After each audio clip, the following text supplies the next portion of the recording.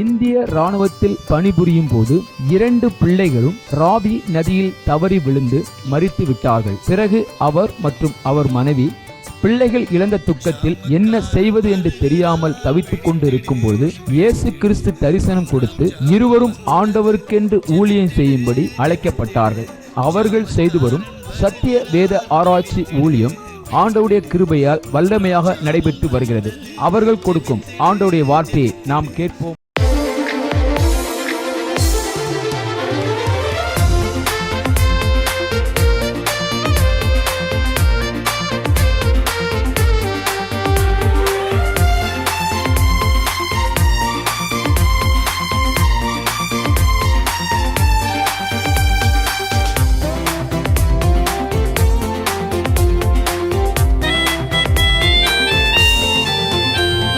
நன்றி நன்றி நன்றி இயேசு நன்மைகள் செய்தார். நன்றி நன்றி நன்றி நன்றி இயேசு நன்மைகள் செய்தார். நன்றி ஆபத்திலும் விபத்திலும் நித்தம் காத்தாரே. நன்றி ஆபத்திலும் விபத்திலும் நித்தம் காத்தாரே. நன்றி அழைத்தவர் உண்மையுள்ளவர், தேவன் அன்பாய் இருக்கிறார். அழைத்தவர் உண்மையுள்ளவர், தேவன் அன்பாய் இருக்கிறார். நன்றி நன்றி நன்றி இயேசு நன்மைகள் செய்தார். நன்றி நன்றி நன்றி நன்றி இயேசு நன்மைகள் செய்தார். நன்றி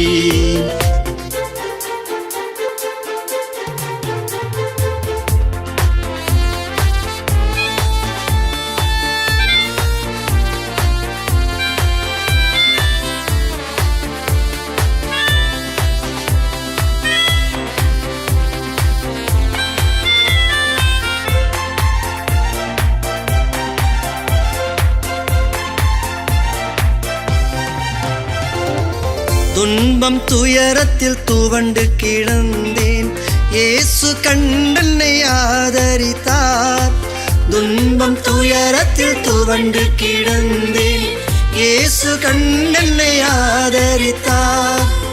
ஆலயத்தில் நான் ஆனந்த சத்தத்தோடு தூய ஆவியில் நிரம்பிடுவேன்.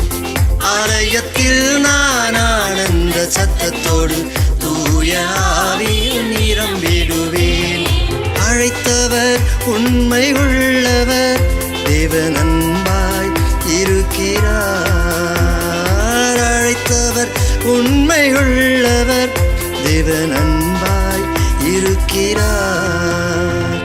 நன்றி நன்றி நன்றி இயேசு நன்மைகள் செய்தார். நன்றி நன்றி நன்றி நன்றி இயேசு நன்மைகள் செய்தார். நன்றி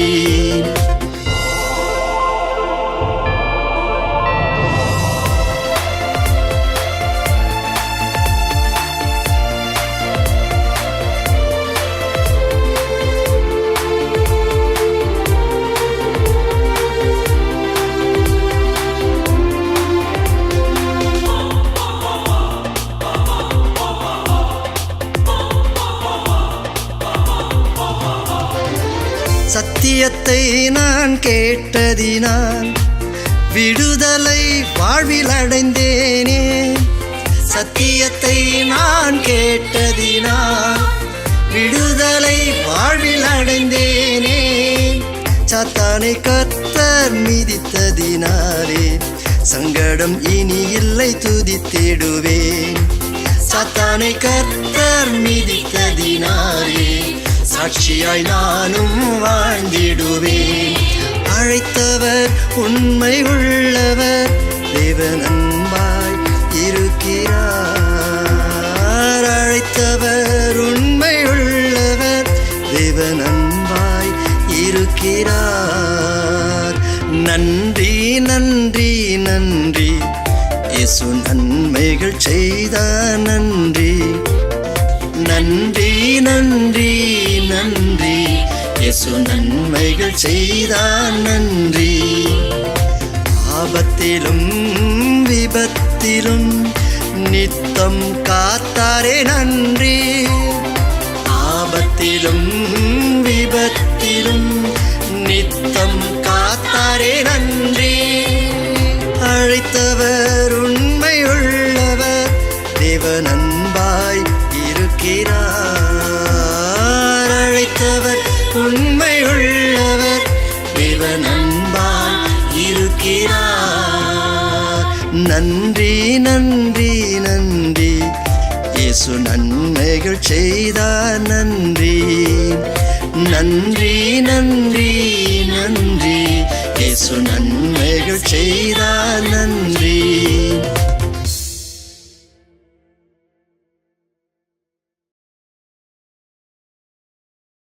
பிரகாசி வைப்பார். அடுத்து நீங்களே என்ன பண்ணுப்பீங்க? மற்ற கண்களை போய் திறக்க போகிறீங்க. அல்லேலூயா. அப்படி தான் ஆண்டவர் என்ன பண்ணுறாரு?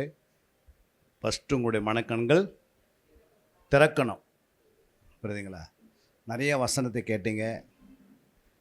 அந்த வசனத்தெல்லாம் உங்கள் ஆத்மாவுக்காக ஃபஸ்ட்டு என்ன பண்ணணும்? நீ உன்னை பலப்படுத்த வேண்டியது அவசியம். நீ பலப்பட்ட பிறகு என்ன செய்யணும்? உன் சகோதரர்களை போய் பலப்படுத்தணும். அதுதான் ஊழியம். புரியுங்களா? நீங்கள் பலவீனமாக இருந்தீங்கன்னா பிசாசுக்கு கொள்ளை பொருளாக உங்களை வஞ்சித்துருவான். நீங்கள் பலப்பட்டீங்கன்னா பிசாசை என்ன பண்ணுவீங்க? தலையை நசிப்பீங்க. புரியுங்களா? அதை தான் ஆண்டவர் ஆதியாகமம் 3ஆம் அதிகாரம் 15 வாசிக்கிறோம். உனக்கும் ஸ்திரீக்கும் உன் வித்துக்கும் அவள் வித்துக்கும் பகை உண்டாக்குவேன், அவர் உன் தலையை நசுக்குவார், நீ குதிக்காலை நசுக்குவாய். அல்லேலூயா. ஆண்டுடைய வேலை என்ன? பிசாசின் தலையை நசுக்கிறவர். நசுக்கிட்டார் இல்லைங்களா? இப்போ நம்ம என்ன செய்யணும்? இந்த வசனத்தில் ஏதாவது நமக்கு வேலை கொடுத்துருக்கிறாரா ஆண்டவர்? சொல்லுங்க, வாசிங்க மறுபடியும். உனக்கும் ஸ்திரீக்கும் உன் வித்துக்கும் அவள் வித்துக்கும் பகை உண்டாக்குவேன், அவர் உன் தலையை நசுக்குவார், நீ அவர் துதிங்காலை நசுக்குவாய். அப்போ நீன்றது யாரு? எப்படி நசுப்பீங்க நீங்கள்? அந்த சத்தியத்தை அறிஞ்சு வச்சா தான் என்ன பண்ண முடியும்? அந்த வேலையை நம்ம செய்ய முடியும். அப்போ ஆண்டவருடைய இயேசு கிறிஸ்துக்கு அவருக்கு அந்த சித்தம் தெரிஞ்சதுனால அந்த தீர்மானம் எடுத்து அதை முடிச்சிட்டாரு. அல்லேலூயா. இப்போ நமக்கு அந்த வேலை செய்யலாம், நம்ம அதை செய்ய முடியாது. ரோமர் 16:20 இருக்குது பாருங்கள். சமாதானத்தின் தேவன் சீக்கிரமாய் சாத்தானை உங்கள் கால்களின் கீழே நசுக்கி போடுவார். அப்போ நம்முடைய காலின் கீழே நசுக்கி போடணும்.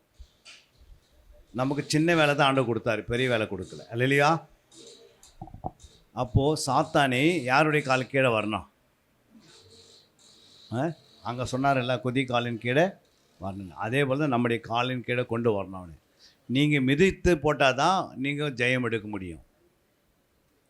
புரியுங்களா? ஜெயம் எடுக்கிறவங்களுக்கு தான் என்ன உண்டு? பரலோகத்தில் ஜீவ விருட்சத்தின் கனி உண்டு. அல்லேலூயா. அப்போ நம்ம ஜெயம் எடுக்கணும்னா பிசாசு காலின் கீழே கொண்டு வருவதுக்கு தோடைய வார்த்தையை என்ன பண்ணோம்? சத்தியத்தை நல்லா அறிந்து வைத்திருக்க வேண்டும். அல்லேலூயா. அதில் வளர வேண்டும். சத்தியனா என்ன நல்லா கற்றுக்கொள்ள வேண்டும். உங்களுடைய மனக்கண்கள் திறக்கப்பட்டிருக்க வேண்டும். உங்களுடைய மனக்கண்கள் பிரகாசம் அடைய வேண்டும். நல்லா ஷார்ப்பாக இருந்தால் தான், கத்தி நல்லா ஷார்ப்பாக இருந்தால் என்ன பண்ணுது? ஒரே வெட்டில் 2 துண்டாக போகுது. ஏன் அப்படி? காரணம் என்ன? அந்த கத்தி ரொம்ப ஷார்ப்பாக இருக்குது. அதே கத்தி மொக்கையாக இருந்தால் 10:10 வாசிங்க. பிரசங்க 10:10. இருப்பு ஆயுதம் மழுங்காமல் இருக்க அதை ஒருவன் தீட்டாமற் போனால் அதிக பலத்தை பிரயோகம் பண்ண வேண்டியதாகும். ஆகையால் ஒரு காரியத்தை செவ்வையாய் செய்வதற்கு ஞானமே பிரதானம். இருப்பு ஆயுதம் மழுங்கலாக இருக்கும்போது, இருப்பு ஆயுதம் மழுங்கலாக இருக்கும்போது என்ன செய்ய முடியாது? மழுங்கலாக இருக்கும்போது அதை நீ தீட்டலாம் அப்படின்னா பண்ண முடியாது. உங்களுடைய பலன் அதிகமாக போயிடும் உங்களை விட்டு. உங்கள் சரீர பலன் என்ன பண்ணும்? அதிகமாக உங்களை விட்டு என்ன பண்ணிடும்? அதாவது ஜெபிக்கிறதுக்கு இல்லை, நீங்கள் வேதத்தை வாசிக்கிறதுலாம் என்ன பண்ணாது. உங்களுக்குள்ள பலன் இல்லாதனா உட்கார முடியாது ஆண்டு சமத்தில். ஏன்னா நீங்கள் உலகத்திலேயே எல்லா பலனும் கொடுத்துருவீங்க. அது பிறகு ஆண்டவர் சமூகத்தில் முழங்கால் படிக்க முடியாது, ஜெபிக்க முடியாது. அதுக்கு பிறகு நீங்கள் வேதத்தை தியானிக்க முடியாது. நீங்கள் ஆண்டவருக்கு நேரத்தை என்ன பண்ண முடியாது, கொடுக்க முடியாது. ஏன்னா எல்லா பலனும் யார் எடுத்துக்குது, வெளியே உறிஞ்சிங்கன்னா என்ன பண்ண முடியாது, ஆண்டவருக்காக நிற்க முடியாது. மூட்டு வலிக்குதுன்னு சொல்லுவீங்க, டக்குன்னு கண் வலிக்குதுன்னு சொல்லுவீங்க, டக்குன்னு கால் வலிக்குதுன்னு சொல்லுவீங்க, டக்குன்னு நேரம்னு சொல்லுவீங்க. ஏன்னா நீங்கள் உலகத்தில் நிறைய வேலை செய்து இந்த சரீரத்தை உலகத்துக்கே கொடுத்துட்றீங்க. அப்போ ஆண்டவருக்கு என்ன பண்ணல, இந்த சரீரத்தில் நீங்கள் எதுவும் கொடுக்க முடியாது போயிடுது. அதனால் ஆண்டவர் நீங்கள் என்ன தான் கேட்டாலும் ஆண்டவர் உங்களுக்கு கொடுக்கறதில்ல. அல்லையா? நீங்கள் ஆண்டவருக்கு உங்கள் சரீரத்தில் என்னென்ன கொடுக்கணும் உங்களுக்கு தெரியணும். ஆத்மாலேருந்து என்ன கொடுக்கணும் உனக்கு தெரியணும். ஆவிலேருந்து என்னென்ன கொடுக்கணும் உனக்கு தெரியணும். அல்லையா? அப்போது இருப்பு ஆயுதம் வந்து ஒரு கத்தியானது அது மொக்கையாக இருந்தால் அதை தீட்டாமல் போனால் உங்களுடைய பலன் என்ன பண்ணோம், அதிகமாக கொடுக்க வேண்டியது இருக்கும். ரொம்ப ஃபோர்ஸாக பண்ணி நீங்கள் வெட்டுவீங்க பண்ணுவீங்க, கையில் இருக்கிற பலன்லாம் போயிடும், உடம்புல இருக்கிற பலன்லாம் போயிடும். அப்படியே நீங்கள் என்ன பண்ணுவீங்க, சோர்ந்து போயிடுவீங்க. அப்போ அந்த கத்தி எப்படி இருக்கணும், ஷார்ப்பாக இருந்தால் டக்கு டக்குன்னு என்ன பண்ணீங்க, உங்களுடைய கை பலன் இல்லாமல் சும்மா அப்படி தட்டினாவே என்ன பண்ணுது, அந்த மாதிரி உங்களுடைய ஞானம் இருக்குன்னு சொல்கிறார் ஆண்டவர். புரியுங்களா? ஒரு காரியத்தை செவியாக செய்வதற்கு நீங்கள் எந்த ஒரு காரியத்தை செய்யணுன்னா அதுக்கு என்ன வேணும், ஞானம் வேணும். ஞானம் இல்லைன்னா என்ன பண்ண முடியாது, செவையாக செய்ய முடியாது. அறக்குறையாக இருக்கும். ஆரம்பம் பண்ணுவாங்க, முடிக்க மாட்டாங்க. முடிக்கிறதுக்காக பிரயாசப்பட்டவங்க எல்லாம் கடலில் போய் மாட்டிப்பாங்க. அது நடு ரோட்லேயே நிற்கும் அந்த வேலை. அப்படி வேலை முடித்தாலும் அது கடலில் போய் மாட்டி சிக்கி அப்புறம் பார்த்திங்கன்னா அது அந்த இடத்த விட்டு ஓட ஆரம்பிப்பாங்க. அதுக்கு என்ன காரணம்னா அவங்களுக்கு என்ன இல்லை, ஞானம் இல்லை. அந்த ஞானம் எப்படி இருக்கணும், ஆண்டவர் என்ன சொன்னார், நீங்கள் புறப்பட்டு போய் எப்படி இருக்கு சொல்கிறாரு, சகல ஜாதிக்கும் சீசர் ஆக்கணும். ஆனால் நீங்கள் புறப்பட்டு போகும்போது எப்படி இருக்கணுமா, சர்பத்தை போல வினா உள்ளவளாக இருங்க. புரியுங்களா? சர்பத்தை போல் எப்படி இருக்கணுமா, வினா உள்ளாக இருங்க. புறாவை போல கபட வெட்டலாக இருங்க. அப்போ ஏன் ஆண்டவர் வந்து சர்பத்தை எடுத்து பேசுகிறாரு? சர்பத்துக்கிட்ட என்ன அப்படி அது வினா உள்ளவளாக இருக்குது? சர்பத்துக்கு வினா எப்படிமா இருக்குது? வினானா என்னன்னா, வினானா கேள்வி. எந்த கேள்வி கேட்டால் டக்குன்னு கேட்கும். புரியுங்களா? தாமதம்லாம் பண்ணாது. அதுக்கு என்ன அர்த்தம்னு டக்குன்னு பண்ண சொல்லுன்னு கேட்கும். அது சடன்லி எழுந்து நின்றுக்கும். புரியுங்களா? புத்தில் வந்து நல்ல பாம்பு இருக்குது, சர்பம் இருக்குது, எப்படி வெளியே வர வைக்கிறது? ஒரு புத்துக்குள்ளே சர்பம் இருக்குதுன்னு தெரிஞ்சிச்சு, அது எப்படி வெளியே வரும்? மகுடத்தை நீ வாசிட்டிங்கன்னா என்ன பண்ணுது, நேராக ஓடி வந்து என்ன பண்ணோம், அதுக்கு முன்னாடி நின்று ஆடுது இல்லை? சர்பாடுதா இல்லையா? ஏன் அது வருது? அது மீதி எல்லா பாம்பு என்ன பண்ணுது, தூங்கின்னு இருக்கும். ஏன்னா அதுக்கு யார் வாசிக்கிறா அது கவலையே கிடையாது.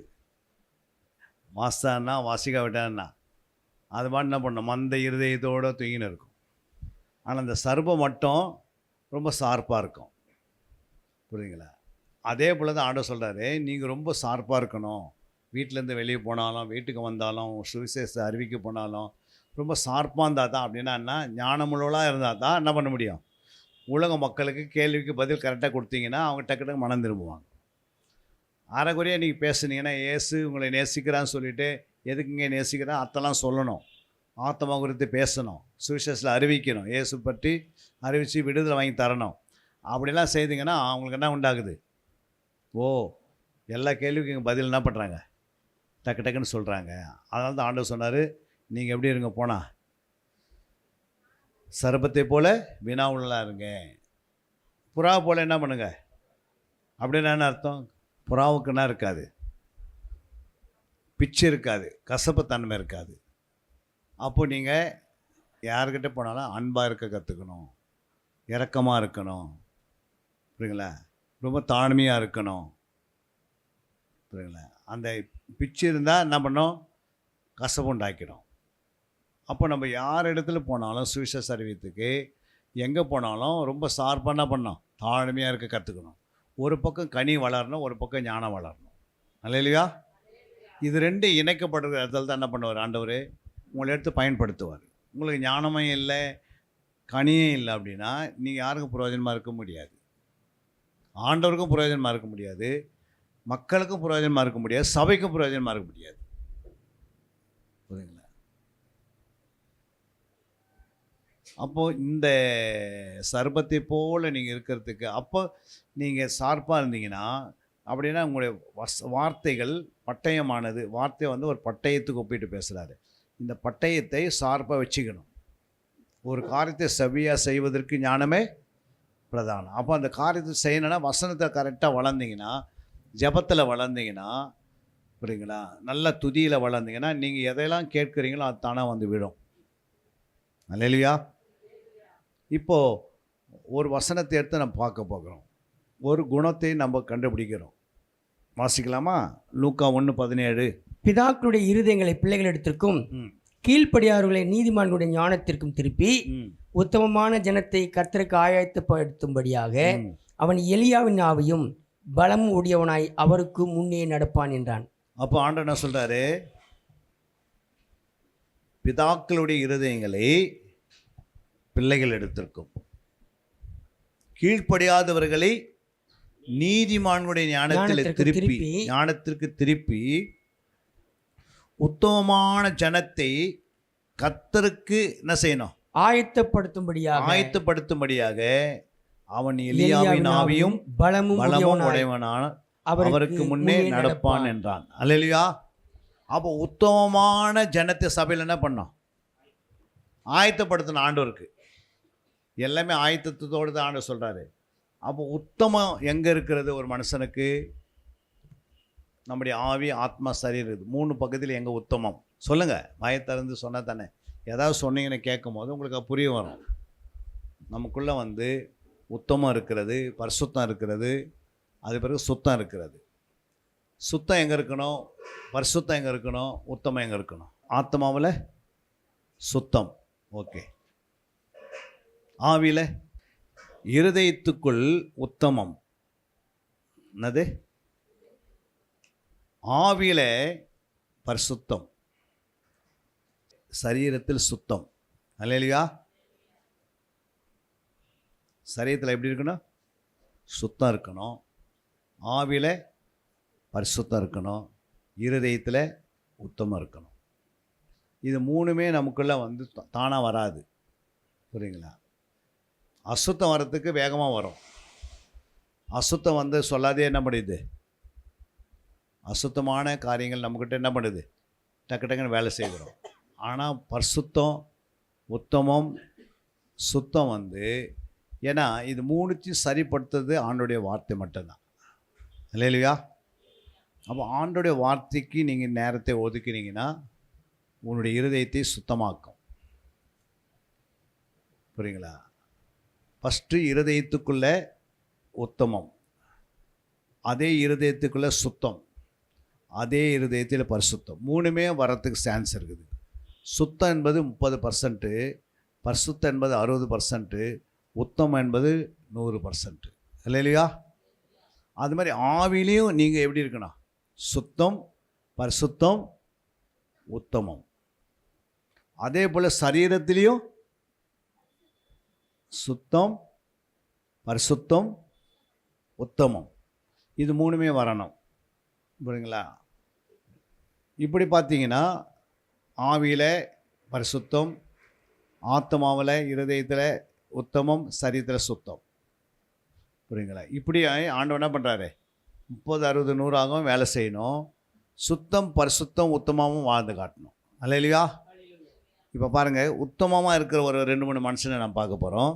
அவங்க சொல்கிறாரு பாருங்கள், வாசிக்கலாம். நீங்கள் ஆதியாகமத்தில் 6:9 வாசிங்க. நோவாவின் வம்ச வரலாறு.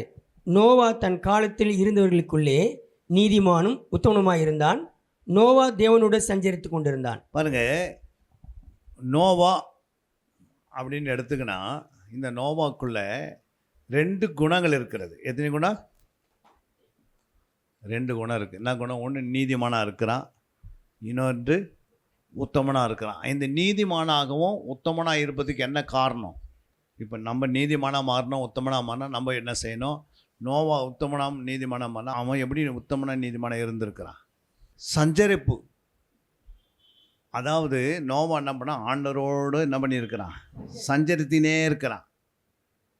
அவன் உலகத்தில் 1000 வேலை அவனுக்கு குடும்பம் எல்லாமே இருந்தது. ஆனால் குடும்பத்து மேலேயே அவன் கண் இல்லை, தேவனுக்கு மேலேயே கண் இருந்தது. வேலையும் அவன் குடும்பத்தையும் பாதுகாத்துக்கிறான். குடும்பமும் பரலோகத்துக்கு ஆயத்தமாகுது, அவனும் பரலோகத்தோட தேவனோடு பேசி கொண்டிருக்கிறான். அல்லேலூயா. இந்த கடைசி காலத்தில் சபையும் பரலோகத்துக்கு போகணும். புரியுதுங்களா?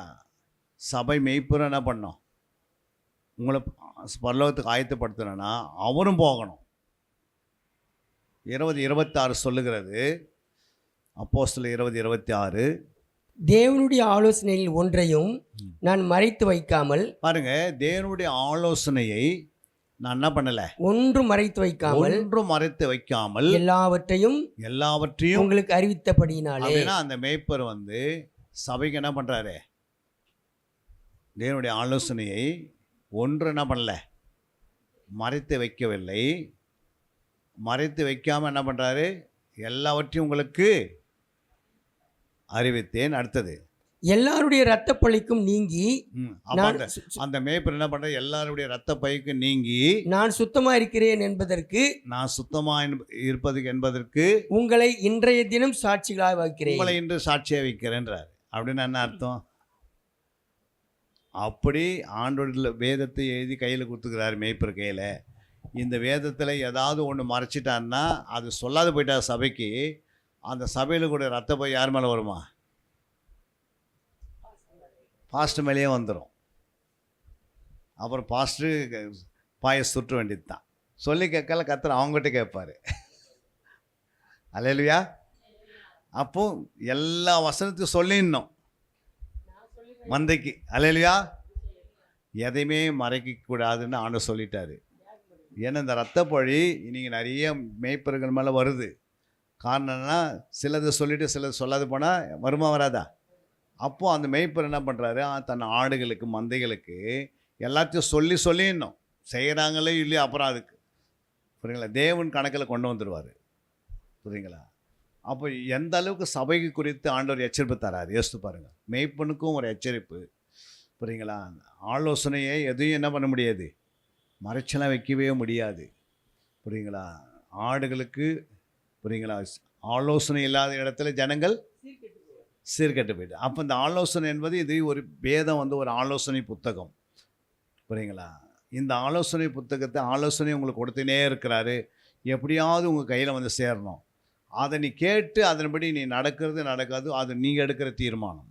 அல்லேலூயா. எப்பவுமே அவர் கைப்பிடிச்சு என்ன பண்ண முடியாது, உங்களை கொண்டு போக முடியாது. அவர் சத்தம் இடும்போது ஆடு என்ன பண்ணோம், ஆடு என்னம்மா பண்ணோம் சொல்லுங்கள், பின்னாடியே போகணும். ஆண்டவர் சத்தம் எடுக்கிறாரு. புரியுங்களா? யாருக்குமே கேட்கல சத்தம். யாருக்கு கேட்டுச்சு? யாருக்குமே கேட்கல. ஒருத்தருக்கு மட்டும் சத்தம் கேட்குது. அது யாருக்கு? பவுலுக்கு. நியாயப்பிரமாணத்தையுமே கரெக்டாக வாழறான், ஆனால் முள்ளிலையும் உதைத்தினேங்கிறான். ஆண்ட சத்தம் பண்ணுறாரு. வெளிச்சத்தை பார்க்குறாங்க எல்லாம், ஆனால் சத்தம் ஒருத்தர் தான் கேட்குது. சத்தம் யார் கேட்டது? பவுல் மட்டும் கேட்டது. ஆண்டுடைய வரிகளை சத்தம் வரும். யார் சித்தத்தை செய்கிறாங்களோ அவங்களுக்கு சத்தம் கேட்கும். ஆண்டுடைய சித்தத்தை செய்யாதீங்கன்னா சத்தத்தை கேட்க முடியாது. நீங்கள் என்ன பண்ணுவீங்க, வெளிச்சத்தை மட்டும் பார்த்து நிற்பீங்க. புரியுங்களா? அப்போ சத்தம் கேட்கணுன்னா ஃபஸ்ட்டு இந்த சத்தத்தை நல்லா கேட்டுக்கணும். இந்த வசனங்களை கேட்டு கேட்டு பழகணும். என்ன செய்யணும்? நல்லா ஆண்டவருக்குள்ளே பழக நான் இன்னும் உண்டாகுதாங்க, நம்ம உண்டாகுது. பழகும் போது பயிற்சி எடுக்க நம்ம உண்டாகுது. ஒரு 100 பேருக்கு ஆப்ரேஷன் பண்ணுறான்னா உண்டாகும் அவருக்கு. 101 ஆப்ரேஷனை கத்தி படாதே சின்னத்தை ஆப்ரேஷன் பண்ணுவார். அந்தளவுக்கு பிரில்லியண்ட்டாக பண்ணுவார். ஏன்னா அதனுடைய நான் ஆர்மியில் இருந்தேன், மிலிட்ரியில். புரியுங்களா? ஒரு 200 அடியில் ஒரு டார்கெட், ஒரு மனுஷன் மாதிரி ஒரு உருவத்தை வைப்பாங்க. அதில் 3 ரவுண்டு இருக்கும். புரியுங்களா? 30, 60, 100 மாதிரி அப்படியே ரவுண்ட் போட்டுருப்பாங்க. இருட்டில் வச்சுருவாங்க. கண்ணு நைட்டில் என்ன பண்ணாது, இருட்டில் 200 அடியிலேருந்து சுடணும் அதை கரெக்டாக. புரியுதுங்களா? அப்போது நீங்கள் பார்த்தீங்கன்னா அந்த டார்கெட்டுக்கு கீழே அந்த உருவத்துக்கு கீழே வந்து ஒரு அரிக்கலான் லேம்ப் இருக்குது பாருங்கள், அது பல்லன் வடி வச்சுருவாங்க. கொஞ்சோண்டு வெளிச்சம் தெரியாது. ஆனால் 200 அடியிலேருந்து அது என்ன பண்ணணும், நைட்டில் சுடணும். புரியுங்களா? என்கிட்ட 20 ரவுண்டு கொடுத்தானே 20 ரவுண்டு கரெக்டாக சுட்டுருவோம். புரியுதுங்களா? அந்த மாதிரி என்ன பண்ணேன், ட்ரைனிங் எடுத்துக்கினேன். அதுக்கு பிறகு நான் பார்த்தீங்கன்னா ஆர்மியில் எனக்கு கொடுக்கப்பட்ட அத்தனை துப்பாக்கிகளையும் நானே இன்ஸ்பெக்ஷன் பண்ணுவேன். எல்லாத்தையும் கைட்டு தனித்தனியாக பிரித்து எடுத்து இன்ஸ்பெக்ஷனுக்கு கரெக்டாக என்ன பண்ணுவேன், எல்லாத்தையும் கரெக்ட் டாக்குமெண்ட்டும் கரெக்டாக இருக்கும். அந்த ப்ராக்டிக்கலாக அந்த ரைப்பிலும் வந்து என்ன பண்ணுவோம், சரிப்படுத்திடுவோம். ஏன்னா அந்த மாதிரி ட்ரைனிங் சுடுறதுலேருந்து ஓடுறதுலேருந்து எல்லாமே. அதாவது என்ன சொல்லணும்னா, ஒரு 2.5 கிலோமீட்டரை 21 மினிட்டில் ஓடி வந்துடணும். எவ்வளோ? 21 மினிட்டில் 2.5 கிலோமீட்டர் ஓடி வந்துடணும். புரியுங்களா? அப்படி வந்தால் எக்ஸலண்ட்டு. புரியுங்களா? ஓடுறதும் தெரியாது, வர்றதும் தெரியாது, அழகாக மூச்சும் எடுக்காது. அது மாதிரி ட்ரைனிங் எடுத்துக்கணும். அது மாதிரி வசனத்தில் நீங்கள் பழகணும், கொஞ்சம் டைம் எடுக்கணும். நீங்கள் சும்மா அப்படியே பைபிளை வச்சுக்கின்னு வாரத்துக்கு ஒரு நாள் வாசிக்கிறது, மாதத்துக்கு ஒரு மாதிரி திறந்து பார்க்குறது, ஏதோ ஒரு வாக்கு தத்துவத்துக்காக திறந்து பார்க்குறது, அப்படிலாம் இருக்கக்கூடாது. இது வந்து ஆத்மாவுக்காக கொடுக்கப்பட்ட பலமான ஆகாரம். என்ன ஆகாரம்? பலமான ஆகாரம். எபிரேயர் 5ஆம் அதிகாரம் 14 வாசிக்கிறோம். இது என்ன ஆகாரம்னு பாருங்கள். பலமான ஆகாரமானது பலமான ஆகாரமானது நன்மை தீமை இன்னது என்று பயிற்சியினால் பகுத்தறியத்தக்கதாக. நன்மை தீமை இன்னதென்று பயிற்சினால் என்ன பண்ணோம், பகுத்தறியத்தக்கதாக முயற்சி செய்யும் ஞானேந்திரியங்களுடைய உடையவர்களாகிய பூரண வயதுகளுக்கே தகும். புரியுங்களா? இப்போ இதில் என்ன சொல்கிறாரு, பலமான ஆகாரம். என்ன ஆகாரம்? பலமான ஆகாரம் எப்படிமா இருக்கும்? சரீர பிரகாரமாக பலமான ஆகாரம் எப்படி இருக்கும்? உங்கள் மனசில் இருக்குதெல்லாம் அதில் இருக்கும். அந்த இடத்துல எதை சாப்பிட்ணுமோ அதெல்லாம் சாப்பிட சொல்லுவாங்க. அத்தனை ஐட்டம் அங்கே இருக்கும். எதை சாப்பிட்ணும் நீங்களே என்ன பண்ணுறீங்க, போயிட்டு நம்மளே முடிவு பண்ணுறோம். எல்லாமே எப்படி இருக்குது, இதை விடலாமா, அதை விடலாமா, எப்படியாவது என்ன பண்ண பூந்துக்குது, எப்படியாவது என்ன பண்ணிடலாம். அப்போ பலமான ஆகாரத்தை ஒருத்தர் புசித்துட்டாங்கன்னா நன்மை தீமை தான் டக்குன்னு தெரியுமா அவங்களுக்கு? என்னது நன்மையா தீமையான்னு எப்படி தெரியும்? ஒரு நல்லா சாப்பிட்டவங்களுக்கு, பலமான ஆகாரத்தை புசித்தவர்களுக்கு எப்படி நன்மை தீமை தெரியும் சொல்லுங்க. ஒரு பாக்ஸர் இருக்குதான் வச்சுக்கோ, பாக்ஸர். அவர் எனக்கு தெரிஞ்ச பாக்ஸருங்க நான் பார்த்துருக்கேன் மிலிட்ரியில். அவங்களாம் ஒரு நாளைக்கு ஒரு 20 முட்டையிலேருந்து ஒரு 40 முட்டை சாப்பிடுவாங்க. இல்லை அவங்களுக்கு போவோம், நாங்கள் எடுத்துகிட்டு கொடுத்துட்டு வருவோம், சாப்பிடுவாங்க. புரியுங்களா? ஏன்னா அவங்க என்ன பண்ணணும், ஸ்டேஜில் என்ன பண்ணணும், பாக்ஸிங் பண்ணணும். அப்போது அந்த பாக்ஸருக்கு இன்னொரு பாக்ஸருக்கு நாங்கள் 2 பேரும் நிற்க வைக்கும்போது இந்த பாக்ஸர் சாப்பிட்டதுனால அவரை அடிக்க முடியாதுன்னு ஃபஸ்ட்டே தெரிஞ்சிடும். என்ன பண்ணுவார்? அதை மாதிரி நீங்கள் பலமான ஆகாரத்தை புசித்துனா பிசாசு எப்படி வருவான்றது டக்குன்னு என்ன பண்ணுறீங்க, பிசாசு பேசுகிறானா மனசு பேசுகிறான்னு டக்குன்னு கண்டுபிடிச்சிடுவீங்க. ஆனால் நீ அதில் பயிற்சி இல்லை அப்படின்னா, முயற்சி இல்லைன்னா, பிரயாசம் இல்லைன்னா, பகுத்தறிவு வரலைன்னா நீங்கள் ஞானேந்திரியங்களுடைய பூரண வயதுள்ள மாறவே முடியாது. குழந்த மாதிரி இருப்பீங்க. புரியுங்களா? உன்னை தட்டிட்டு போயினே இருப்பான், வேலை முடிச்சிடுவான். கடைசி நாட்களில் தெரிந்து கொள்ளப்பட்டவர்கள் ஞானேந்திரியங்களுடையது எப்படின்னா, வேதத்தில் நல்ல பயிற்சி எடுக்க எடுக்க எடுக்க எடுக்க ஒரு 85 வயசு ஊழியக்காரர் எப்படி இருப்பார்? ஒரு 40 வருஷம் ஊழியத்தில் இருக்கிற ஊழியக்காரு அவருக்கு என்ன பண்ண தேவையில்ல, எது கேட்டாலும் என்ன பண்ணுவார், எல்லா ரூட்டும் தெரியும் அவருக்கு. எதெல்லாம் இது இந்த ஊழியம் செய்யணும், பாசிட்டிவ் பிளேஸ் நடத்தினா அதெல்லாம் ரொம்ப கஷ்டங்க அப்படின்னு சொல்ல மாட்டார். அழகாக அதை என்ன பண்ணுவார், அதை நடத்துறதுக்கு 10 பிளான் அவர்கிட்ட இருக்கும். ஆட்களையும் அழகாக கூட்டின்னு வந்துடுவார். இன்னும் கூப்பிட்டா வருவாங்க, எப்படி கூப்பிட்டா வரணும் அதை கரெக்டாக முடிச்சுடுவார். ஏன் அப்படின்னா அவருக்கு என்ன இருக்குது, பயிற்சி இருக்குது. அதுக்கு முயற்சி பண்ணார், அதுக்கு ஒரு பகுத்தறிவு வந்தது. அல்லேலூயா. 40 வருஷம் ஊழியக்காரு. எத்தனை வருஷம்? 40 வருஷம் ஊழியக்காரு. ஒரு 5 வருஷம் விசுவாசி இப்படி பயிற்சி எடுத்தால் ஒரு 40 வருஷம் விசுவாசி இப்போ மூழிகார மாதிரி பேசுவார் அந்த விசுவாசி. அந்த மாதிரி சபை வந்து எப்படி இருக்கும்? முத்துக்களாக இருக்கும். எந்த சைடு திரும்பினாலும் மேய்ப்பருக்கு நிறைய சப்போர்ட் வரும், நிறைய தேவைகள் சந்திக்கும். அழகாக ஒரு காரியத்தை செவையாக செய்வதற்கு ஞானமே பிரதான மாதிரி அந்த காரியத்தை ஈஸியாக செய்து முடிப்பாங்க. எல்லாமே குழந்தைய வச்சுருந்தா கடைசி வரைக்கும் அவர் கத்தி கத்தி கத்தி கத்தி கத்தி தொண்டையில் இருக்கிற எனர்ஜிலாம் போயிட்டு லாஸ்ட்டில் அவரே பேச முடியாது, ஹாஸ்பிட்டல் போய் படுத்துருப்பார். அவருக்கு ஜெபம் பண்ணுறதுக்கு யாருமே இருக்க மாட்டாங்க. சென்னையில் கிண்டியில் வந்து ஒரு ஊழியக்காரை போய் நான் சந்தித்தோம். அந்த ஊழியக்காரு கிட்டத்தட்ட பார்த்தீங்கன்னா ஒரு நாளைக்கு 25,000 ரூபாய் கட்டுறாங்க ஹாஸ்பிட்டலுக்கு. எவ்வளோ? 25,000. அப்போது நாங்கள் போய் ஒரு ஊழியக்காரர் சொன்னார், ஐயா நீங்கள் போய் ஜாம் பண்ணிட்டு வாங்க. அப்போ நானும் என் கூட வந்து உடன் ஊழியக்காரர் இருந்தால் நாங்களாம் ஒன்றா போயிட்டு ஜாம் பண்ணிட்டோம். ஜாம் பண்ணி முடிச்சிட்ட பிறகு எங்களுக்கும் அவங்க ஒரு காணி கொடுத்தாங்க. நாங்கள் காணிக்கு வாங்கிக்கிறோம். வேணாமா காணிக்கு வேணாம் எதுக்கு அப்படின்னு. இல்லை இங்கே எடுத்துகிட்டு போங்கன்னாங்க. அப்போது நாங்கள் 2 பேரும் ஜாம் பண்ணிட்டு வந்தோமா. ஜாம் பண்ணிட்டு வந்த பிறகு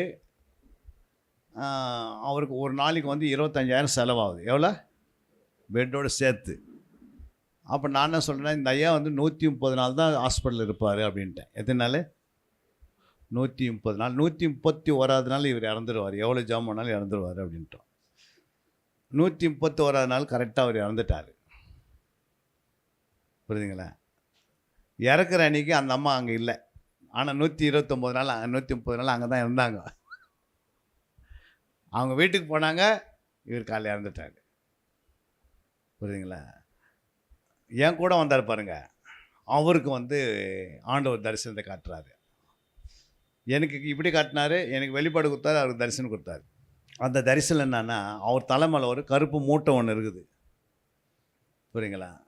அப்போ அந்த மூட்டை அவரு யாரையும் ஏமாற்றி என்ன பண்ணிட்டுக்கிறாரு, அவ்வளோ பணத்தை சம்பாதிச்சிருக்கிறாரு.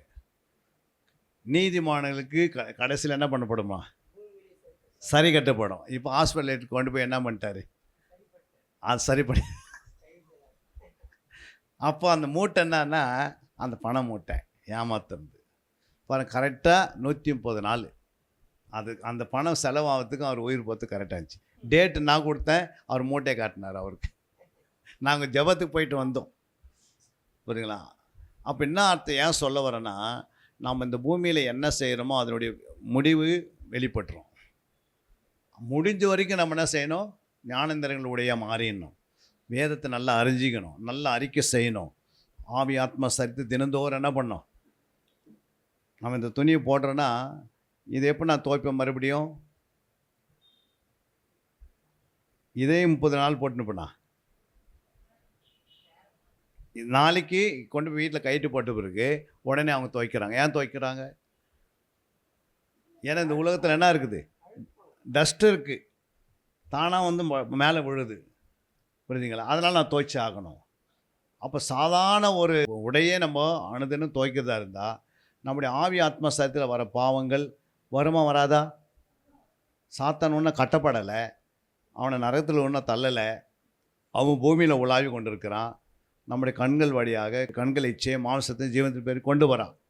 அதை சொல்கிற 1 யோவான் 1ஆம் அதிகாரம் 8ஆம் வசனம் 9ஆம் வசனம் சொல்லுது, நமக்கு பாவம் இல்லை என்போமானால் நம்மை நாமே வஞ்சிக்கிறவர்களாய் இருப்போம். பாருங்க, நமக்கு பாவம் இல்லைன்னு நம்ம என்ன பண்ணக்கூடாது, நம்ம நாமே சொல்லிடக்கூடாது, நம்ம வஞ்சிக்கப்பட்டுருவோம்.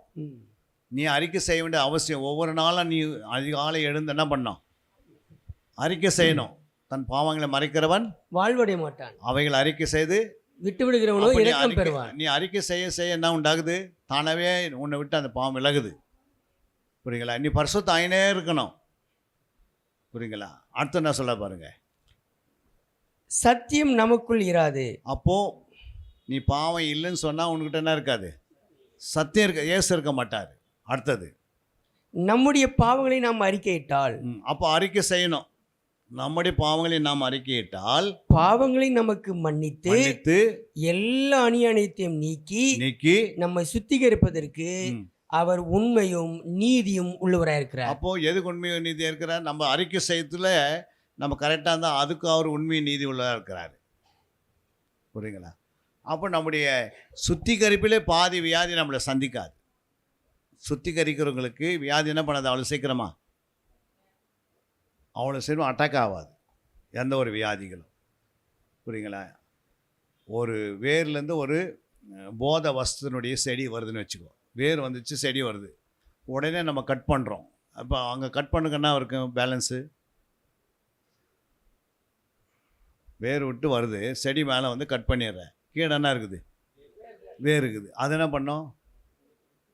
மறுபடியும் வருமா வராதா? வரும்.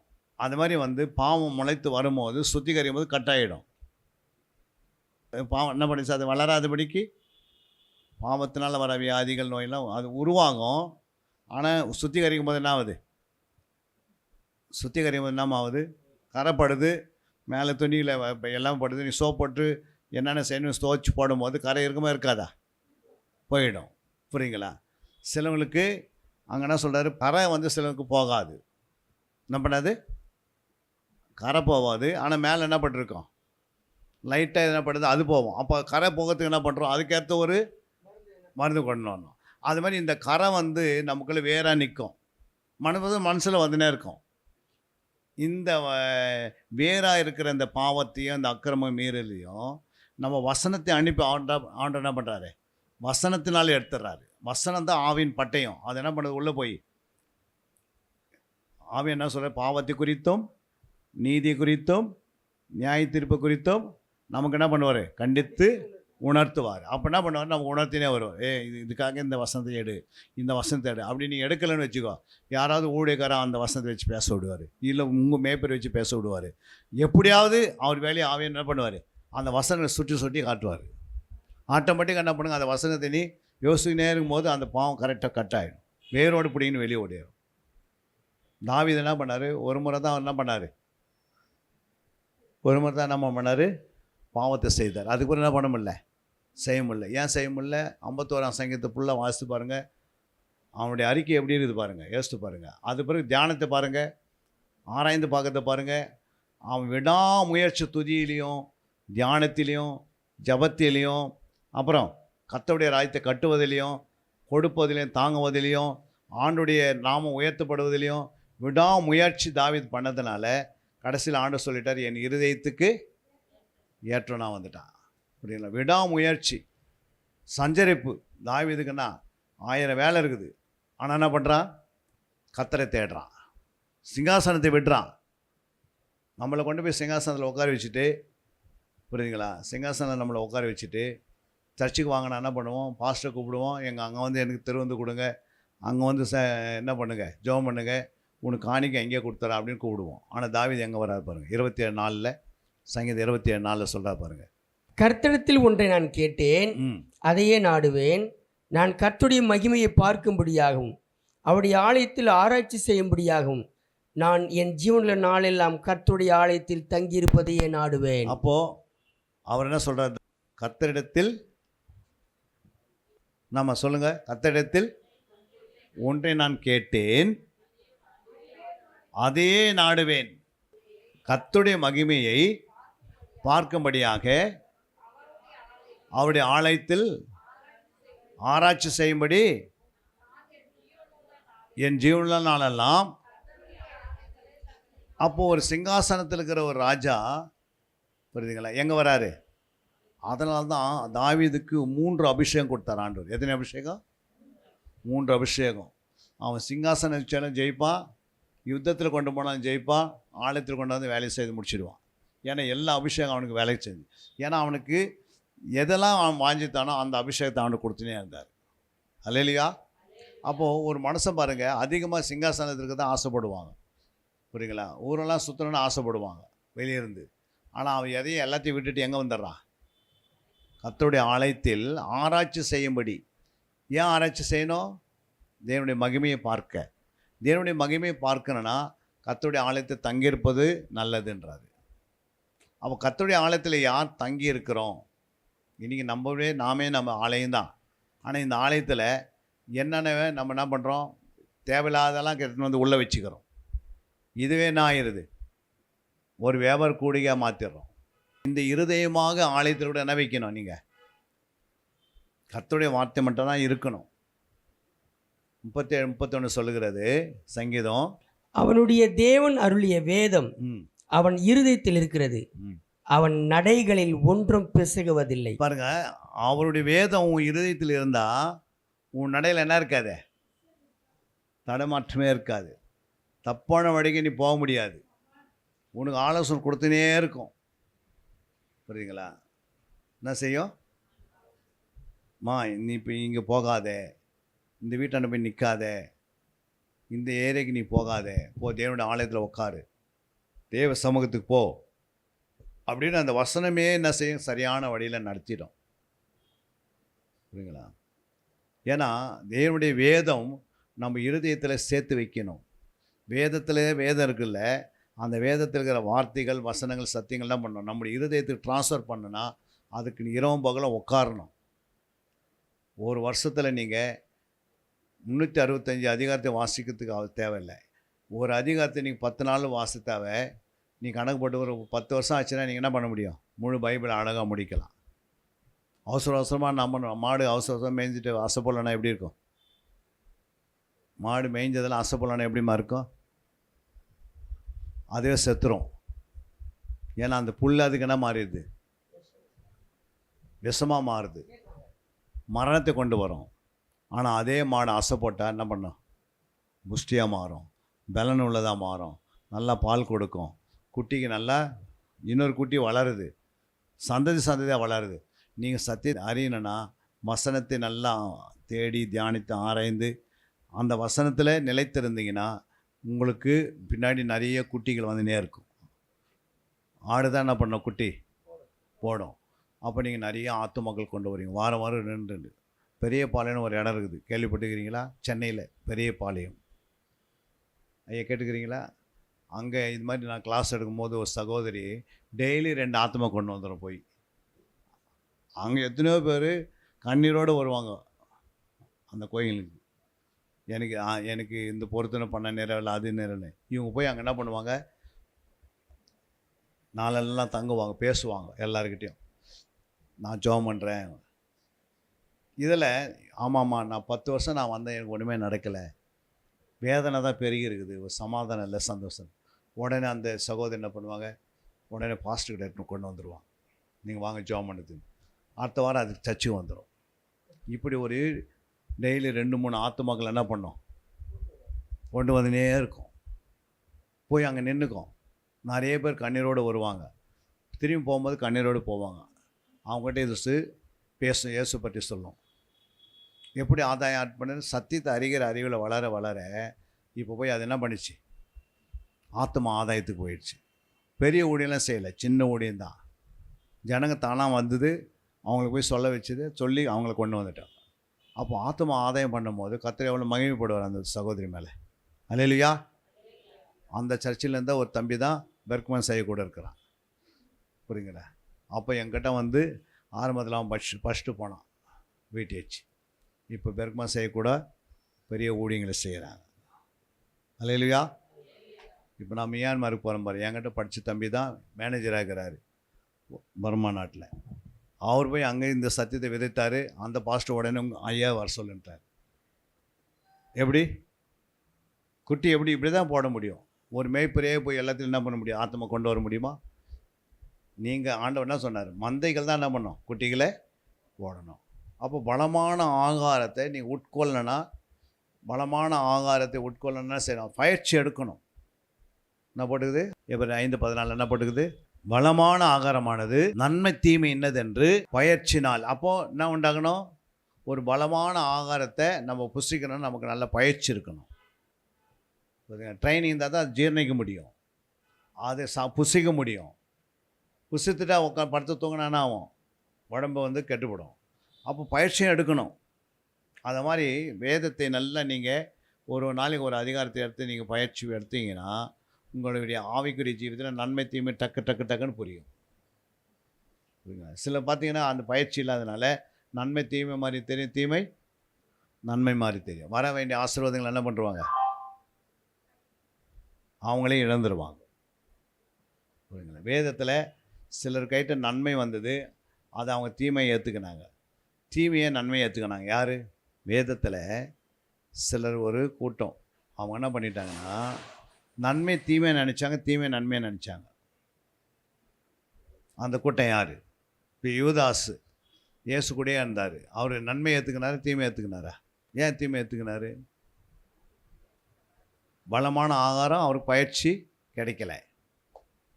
ஆசாரிகள் நீங்கள் பாருங்கள், வேத பண்டிதர்கள், பரிசேயர் சதிசேயர்கள், யூதர்கள், புரியுங்களா, ஆண்டவரை வெறுத்தாங்க. ஏன் வெறுத்தாங்க? அவர் நன்மை செய்தவரை சுற்றி தெரிந்தார். ஏன் அவருக்கு தீமையாக தெரிஞ்சுது? அவங்களுக்கு ஏமா தீமையாக தெரிஞ்சுது? பயிற்சி இல்லை வசனத்தில். பைபிள் கையில் இருந்தது, எல்லாம் கையில் இருந்தது. ஆனால் என்ன இல்லை அவங்கக்கிட்ட? வந்தவர் இயேசு தானே அவங்களுக்கு தெரியல. இயேசு வேணால் மாக்குறாங்க, பிசாசு திருடன்னு சொல்கிறாங்க, எத்தனை சொல்கிறாங்க, புரியுங்களா. சீக்கிரமாக இவர் கொண்டு போய் என்ன பண்ணேன் செருவில் அறையன்றாங்க. அதுக்கு என்ன காரணம்? இன்றைக்கி நம்ம வந்து நன்மையை தீமையை ஏற்றுக்கணும். தீமையை நன்மையை ஏற்றா எப்படி இருக்கும்? குடும்பமே கெட்டு போயிடுது. உங்கள் கையில் வந்து ஒரு புருஷனை கொடுத்தா, ஒரு மனைவி கொடுத்தா, ஒரு பிள்ளையை கொடுத்தா, அதுக்குள்ளே என்ன நன்மை தீமைன்றது நீங்கள் நிதானித்தான் கண்டுபிடிச்சிக்கலாம், புரியுங்களா. அடிக்கடி எந்த வார்த்தை அதிகமாக பேசுகிறாங்க, எதுக்காக அதிகமாக இந்த வாயில் இந்த வார்த்தை அடிக்கடி வருதுன்னு அந்த வார்த்தை ஒரு 7 நாள் நீங்கள் எழுதுனீங்கன்னாவே இவங்களுக்குள்ள எது அதிகமாக வருதுன்னு கண்டுபிடிக்கணுமா? முடியாத. அப்போ அதுக்காக நீ ஜெபம் பண்ணலாம். நம்ம என்ன பண்ணுறது? அவங்க என்ன பேசுகிறாங்கன்னு அந்தந்த நேரத்தை தான் நம்ம யோசிக்கிறோம் தவிர, ஆனால் பேசுகிறத என்ன பண்ணுறாங்க அவங்க? இருதயத்து நிறைவு தான் வாய் பேசும். அப்போ நீ கவனிக்கணும், கணவருக்குள்ளே ஏன் இந்த வார்த்தை அடிக்கடி வருது, மனைவிக்குள்ளே ஏங்க இந்த வார்த்தை வருது, இந்த வார்த்தை பேசினா அவங்க ஏன் இவ்வளோ டென்ஷன் ஆகுறாங்க. அப்போது அந்த வார்த்தை என்ன பண்ணணும்? எந்த வார்த்தை பேசினா டென்ஷன் ஆகிறாலும் அந்த வார்த்தை என்ன பண்ணிடணும்? அவங்க முன்னாடி பேசக்கூடாது. பிள்ளைங்கள்கிட்ட எந்த வார்த்தை பேசுனா அவங்க டென்ஷன் ஆகிறாங்கன்னா அந்த வார்த்தை என்ன பண்ணக்கூடாது? அடிக்கடிக்கு பேசக்கூடாது. ஏன் அப்படின்னு பிள்ளைகள் என்ன பண்ணணும்? கோவப்படுத்தாமல் சிரிச்சிங்கன்னு ஆண்டு சொன்னார். அப்போ நீங்கள் கோவப்படுத்துனீங்கன்னா பிள்ளை என்ன பண்ணோம்? உங்களுடைய ரூபம் அவங்களுக்குள்ளே வந்துடும். அதுக்கு தான் ஆண்டு என்ன சொன்னார்? பிள்ளைகள் சிரிச்சிக்கும் போது எப்படி சிரிச்சிக்கணுமா? கத்தரிக்கேற்ற கோபப்படுத்தாமல் அவர்களை சிரிச்சிக்கணுன்ட்டு நம்ம 6:4 வாசிக்கிறோம். வாசிங்க, எபேசியர் 6:4. பிதாக்களே, நீங்களோ உங்கள் பிள்ளைகளை கோபப்படுத்தாமல் கத்தரிக்கேற்ற சிற்சியிலும் போதனையிலும் அவர்களை வளர்ப்பீராக. அல்லேலூயா. அப்போ பிள்ளைகளை என்ன பண்ணக்கூடாது? கோபப்படுத்தக்கூடாது. உங்கள் முகத்தில் கோபம் தெரிஞ்சிச்சுனாவே அப்புறம் நீங்கள் என்ன பண்ணாது? அது நீங்கள் என்னத்தை பிளான் போட்டாலும் அது திருத்தவே முடியாது, புரியுங்களா. நம்ம நினைக்கிறோம் நம்ம கோபப்பட்டோம்னா பிள்ளைக்கு கரெக்டாகிடுன்னு. ஆண்டவருடைய சிக்ஷையில் கொண்டு வரணும், போதனையில் கொண்டு வரணும். ஆனால் நம்ம முகத்தில் கோபமே தெரியாத ஆண்டவருடைய வசனத்திலேயே சிக்ஷிப்பார் ஆண்டவர். அல்லேலூயா. போதனையிலே சிக்ஷித்துவார். போதனைன்றது போதிக்கிறது சொல்கிறது. பிள்ளைங்களுக்கு கற்றுக் கொடுக்க வேண்டிய விதத்தை கற்றுக் கொடுத்தே வந்தீங்கன்னா வசனத்தை நீங்கள் அதை தான் பிள்ளைங்களுக்கு சேர்த்து வைக்கிற பொக்கிஷம், புரியுங்களா. வேதத்தில் பாருங்கள், கரெக்டாக ஆபிரகாம், ஈசாக்கு, யாக்கோப்பு அப்படியே வந்தாங்க. மோசே வந்தார், அப்புறம் யோசுவா வந்தார். கரெக்டாக கொஞ்சம் சபை அப்படியே வளர்ந்து வந்துனே இருந்தது. யோசுவா வந்து அப்படி முடிக்கும் போது சபை காணாது போயிடுச்சு. எல்லாமே என்ன பண்ணிட்டாங்க? ஆண்டவரை விட்டு விலகி விக்கிர ஆராதனைக்குள்ளே போயிட்டாங்க. எங்கே போயிட்டாங்க? பிள்ளைங்க கேட்குது கடவுள் யாருன்னு கேட்குது. நீங்கள் பைபிள் வாசிக்கலை, நீங்கள் ஜெபம் பண்ணல, நீங்கள் குடும்ப ஜெபம் பண்ணுறதில்ல, நீங்கள் தனிப்பட்ட ஜெபம் பண்ணுறதில்ல, நீங்கள் குடும்பத்தோட ஆலயத்துக்கு வரதில்லை, நீங்கள் குடும்பத்தோட உபவாசத்துக்கு வரதில்லை, நீங்கள் குடும்பத்தோட இரவு ஜெபத்தில் வரதில்லை, பிள்ளைங்களுக்கு நீங்கள் துதிக்கிறது கற்றுக் கொடுக்கல, எதுவுமே செய்யலைன்னா உங்களுக்கு பின்னாடி வர சந்ததியினுடைய நிலைமை எப்படி இருக்கும்? நீங்கள் இதெல்லாம் செய்யாத இருந்தால் அவங்களுடைய நிலைமை எப்படி இருக்கும்? எப்படிமா இருக்கும்? மோசமாக இருக்கும், புரியுங்களா. கொஞ்ச நாள் ஆன பிறகு அந்த சந்ததி அவங்க சபைகள் என்ன ஆகும்? ஆலயங்கள் பூமியிலேயே இருக்காது. ஏன்னா சபை நடத்துறதுக்கு யாரும் இருக்காது, விசுவாசிக்கு உள்ளே வர மாட்டாங்க, புரியுங்களா. இன்றைக்கி 3 நாள் லீவ் விட்டுருக்குறாங்க கவர்மெண்ட்டு. எத்தனை பேர் ஆலயத்துக்கு வந்தாங்க? தேவ பயம் தான் என்ன பண்ணியிருப்பாங்க? இந்த நேரத்துக்கு ஒரு சுனாமி வந்தால் என்ன நிலைமை? ஒரு பூமி அதிர்ச்சம் வந்தால் என்ன? கர்த்தருடைய பிள்ளைகள் என்ன பண்ண பாதுகாப்பார் சொல்கிறாரு இல்லைங்களா. லூக்கா 21:36 சொல்கிறாரு பாருங்க. ஆகையால் இனி சம்பவிக்க போகிற இவைகளெல்லாம் நீங்கள் தப்பி மனுஷகுமாரனுக்கு முன்பாக நிற்க பாத்திரவான்களா எண்ணப்படுவதற்கு எப்போது ஜெபம் பண்ணி விழித்திருங்கள் என்றார். அப்போ என்ன பண்ணோம்? இன்னைக்கு என்ன நடக்க போகுது, இனிமேல் என்ன நடக்க போகுது நான் கொடுத்து ஆண்டு பேசுகிறாரு. புரியுங்களா? இது கடைசி காலம், கொடிய காலம். இனிமேல் என்னென்ன நடக்க போகுதுன்னு ஆண்டவர் வெளிப்படுத்தின 6:8 எழுதி வச்சிருக்கிறாரு. பாருங்க, வெளிப்படுத்தின 6:8 என்ன சொல்லுது? நான் பார்த்தபோது இதோ மங்கின நிறமுள்ள ஒரு குதிரையை கண்டேன். அதன் மேல் ஏறி இருந்தவனுக்கு மரணம் என்று பெயர். பாதாளம் அவன் பின் சென்றது.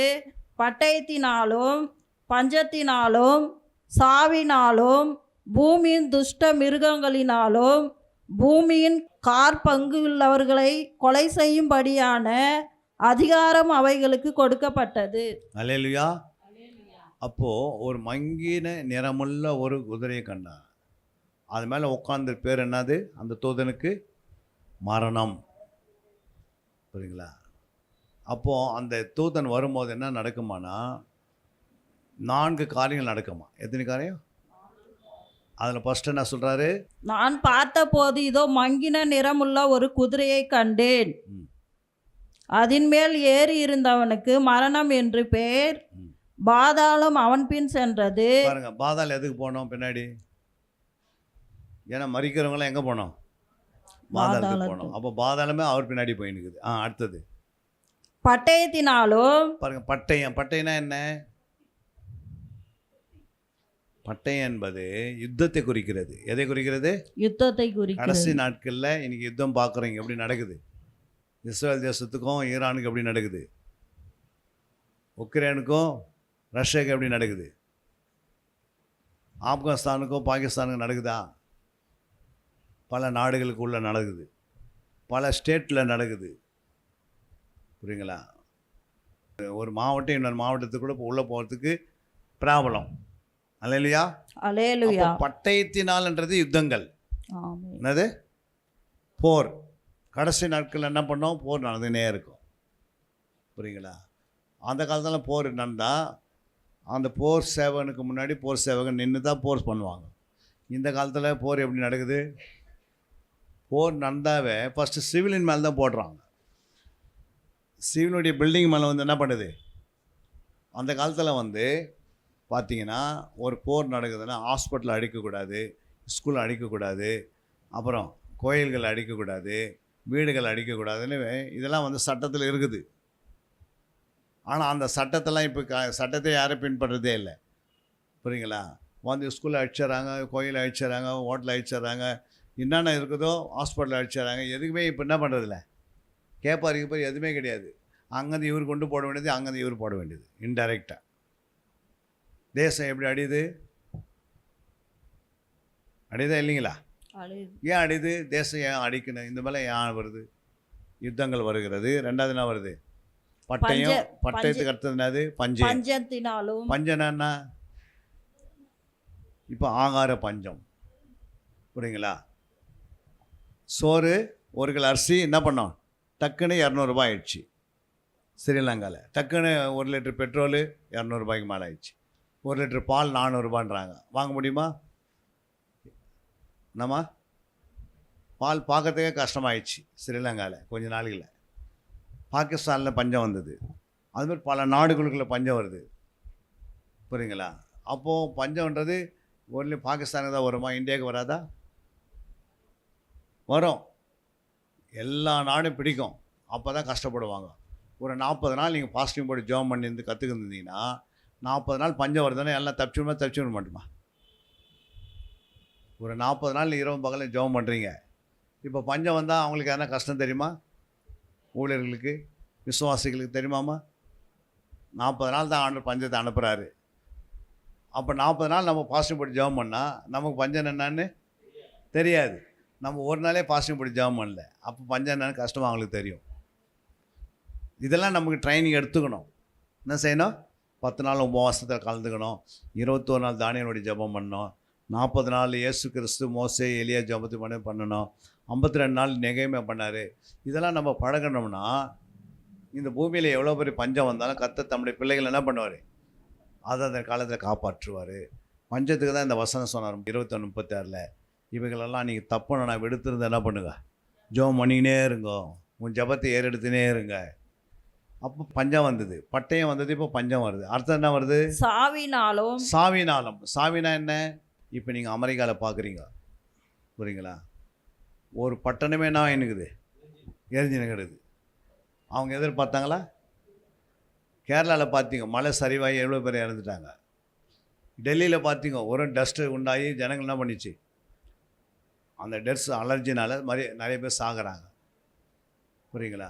சில இடங்களில் பாருங்கள் சுனாமி வந்து ஜனங்கள் என்ன பண்ணுறாங்க, இந்த போன வருஷம் நிறைய இடத்துல சுனாமி வந்தது, இந்த வருஷம் 24லேயே அங்கங்கே சுனாமி வந்துக்குது, புரியுங்களா? வேறு என்ன வருது, வேறு என்ன வரும்? சில விதமான பூமியின் துஷ்ட மிருகங்களினால். இல்லை இந்த சாவினால சொல்கிறேன். வேறு என்ன வர்றதுக்கு சான்ஸ் இருக்குது?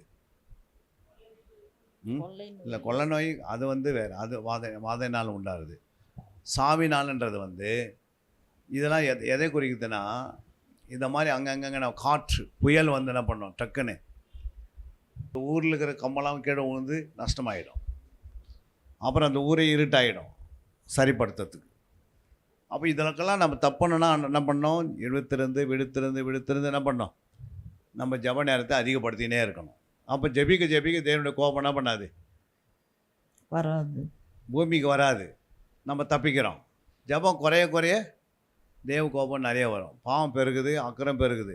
அக்கிரமத்தையும் பாவத்தையும் மீறுதலையும் குறைப்பதற்கு ஒரே வழி ஜெபம். ஜெபம் பெருகும் போது பாவம் என்ன பண்ணிவிடும், ஆட்டோமேட்டிக்காக போயிடும். ஜெபிக்க பாவம் குறைஞ்சினே இருக்கும், புரியுங்களா? ஜெபத்தை குறைக்க பாவம் என்ன பண்ணுது, வீட்டில் அதிகமாகுது. பாவம் அதிகமாகும்போது வியாதி பெருகுது. வியாதி பெருகும் போது டாக்டருங்க பணத்தை நிறைய சம்பாரிச்சுக்கிறாங்க. டாக்டருக்கு எதுவுமே பணத்தை ஏன் கொட்டுறாங்க, ஏமா கொட்டுறாங்க? பாவம் பெருகுறதுனால வியாதி பெருகுறதுனால சிலருக்கு பணம் போய் சேர்ந்துருது. அப்போ பாவத்தை வராத தடுப்பதுக்கு தான் ஆண்டவர் என்ன பண்ணுறாரு, நல்ல ஜெபிக்கிற வீரர்களையும் எழுப்புறாரு. திறப்பின் வாயில் நின்று ஜெபிப்பதற்கு ஒரு கூட்டத்தை எழுப்புறாரு. அல்லேலூயா. அந்த யாத்திராகம் 32:10 நீங்கள் வாசித்தீங்கன்னா, ஆகையால் என் கோபம் இவர்கள் மேல் மூளவும் நான் இவர்களை அழித்து போடவும் நீ என்னை விட்டுவிடு, உன்னை பெரிய ஜாதி ஆக்குவேன் என்றார். போதுமா? என்ன சொல்றாரு? என் கோபம் இவர்கள் மேல் மூளவும், அடுத்தது நான் இவர்களை அழித்து போடவும். கோபம் ஆண்டுக்கு வரும்போது ஜனங்கள் என்ன பண்ணுவார், ஆண்டரு அழித்து போடவும். ஏன் தேவன் அழிக்கணும்? 9ஆம் வசனம் சொல்லுது பாருங்க. பின்னும் கர்த்தர் மோசேயை நோக்கி, இந்த ஜனங்களை பார்த்தேன், இவர்கள் வணங்கா கழுத்துள்ள ஜனங்கள். என்னது வணங்கா கழுத்து அப்படின்னா? எப்படியாப்பட்ட பொங்கல் எத்தனை நாள் லீவு கொடுத்தா சர்ச்சைக்கு வராத, எதுக்கு முக்கியம்னு தெரியாது, அதுதான் வணங்கா கழுத்து உள்ளது. ஏன் சொன்னாலும் கேட்பாங்க, செய்ய மாட்டாங்க.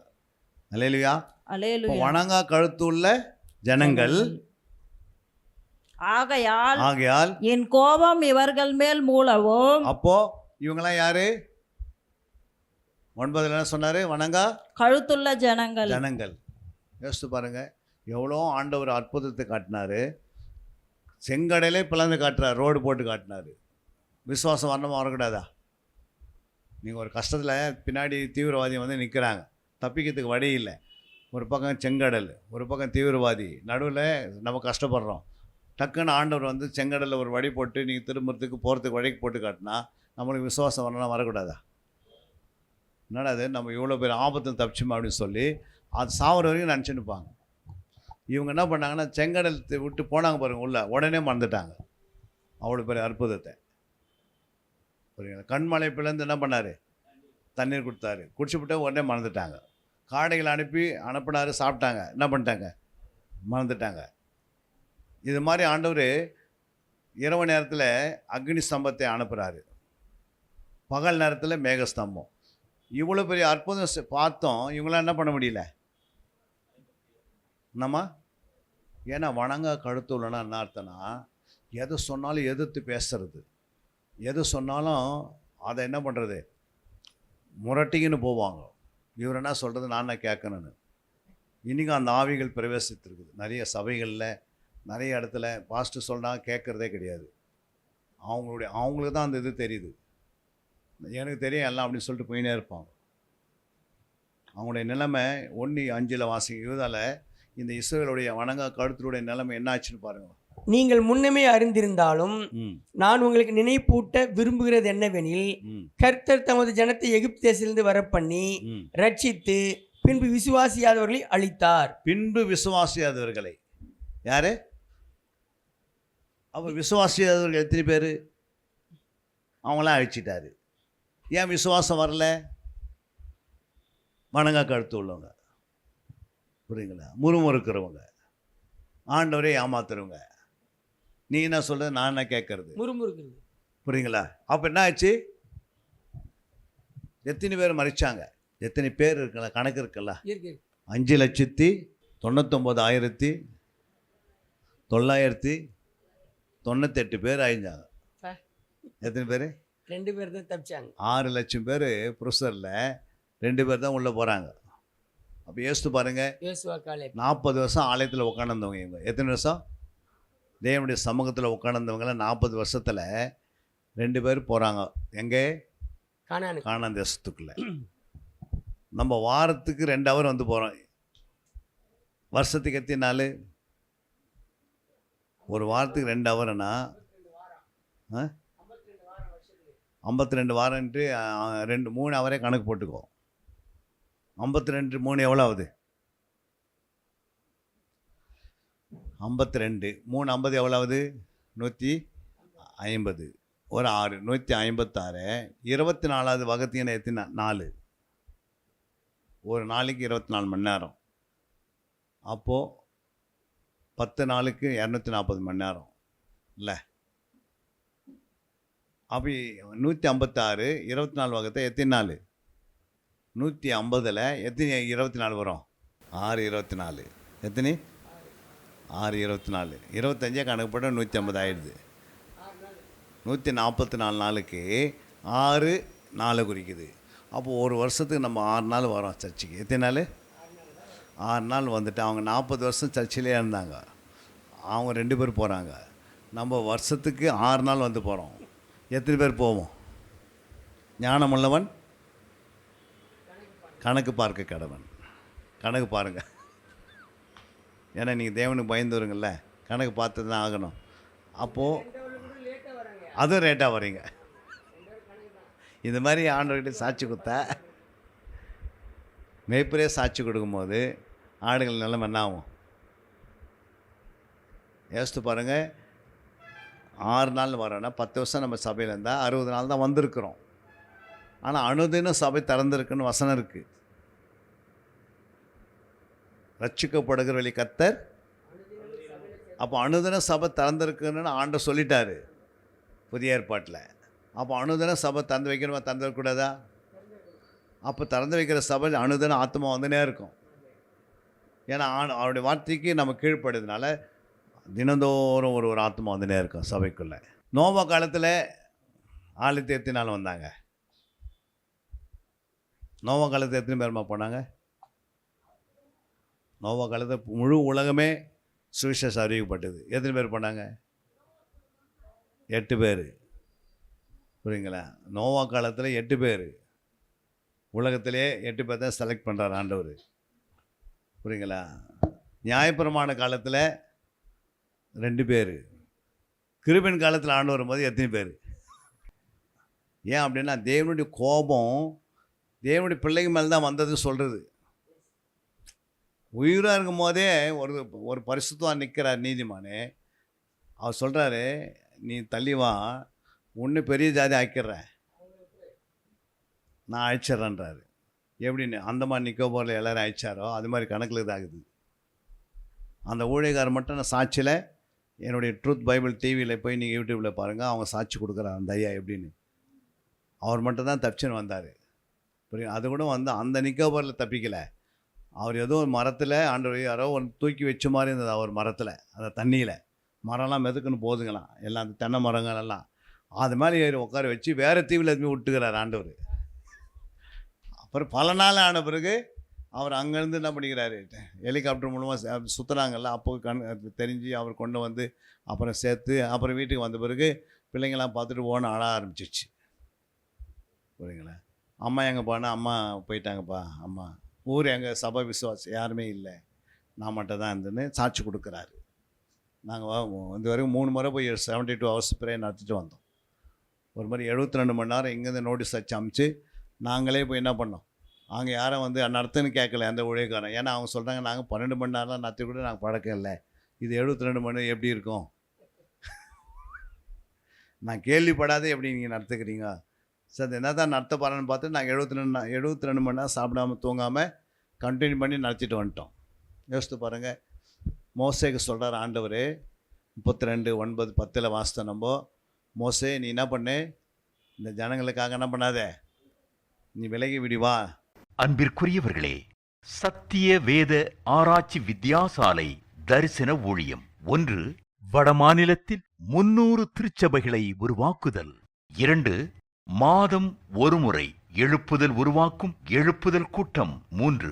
ஊழியர்கள், சபை தலைவர்கள், சுவிசேஷர்களுக்கென கருத்தரங்கு, அதாவது சத்திய வேத ஆராய்ச்சி நேரம். 4. டிவி ஊழியம். 5. பத்திரிகை ஊழியம். 6. சிடி டிவிடி ஊழியம். 7. பவர் கேம்ப் அக்னி அபிஷேக முகாம். 8. உபதேச ஆராய்ச்சி கருத்தரங்கு ஊழியம். 9. நலிந்த குழந்தைகள் இல்லம். 10. 24 மணி நேர ஜெப மையம். 11. சத்திய தேவ ஆராய்ச்சி கல்லூரி. 12. சிறுவர்கள் உருவாக்கும் ஊழியம். 13. மருத்துவ முகாம். 14. ஜெயில் ஊழியம். 15. கைப்பிரதி ஊழியம். 16. கிராம ஊழியம். 17. மிஷனரியை உருவாக்கும் ஊழியம். 18. நன்றி துதி ஆராதனை கூட்டங்கள். 19. சமூக நலப்பணிகள் ஊழியம். 20. இன்டர்நெட் மூலமாக ஆன்லைன் படிப்புகள். இது விரைவில் வரவிருக்கின்றது. 21. தேவனுடைய வருகைக்கு ஆயத்தப்படுத்துதல். இதனுடைய நோக்கங்கள்: 1 கோடி சீடர்கள் உருவாகுதல், 1 கோடி ஜாமக்காரர்கள் உருவாகுதல், 1 கோடி யுத்த வீரர்கள் உருவாகுதல், 1 கோடி ஊழியர்கள் உருவாகுதல். தரிசனத்தை அவன் கண்டபோது அவர்களுக்கு சுவிசேஷத்தை அறிவிக்கும்படி கர்த்தர் எங்களை அழைத்தார். புறப்பட்டு போக பிரயத்தனம் பண்ணி. அப்போஸ்தலர் நடபடிகள் 16:10.